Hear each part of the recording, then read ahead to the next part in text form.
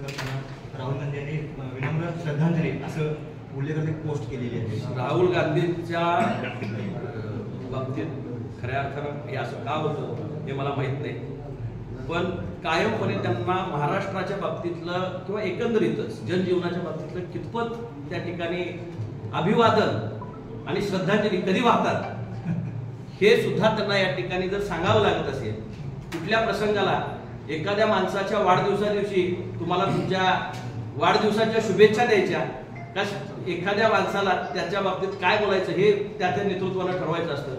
पण इतक्या विद्वान नेत्याला की जो देशाचा विरोधी पक्ष नेता आहे त्याला महाराष्ट्राच्या बाबतीत वारंवार शिवाजी महाराजांच्या बाबतीत असे कुठल्याही पद्धतीचा त्यांना या ठिकाणी स्वतःचा ओलावा नाही।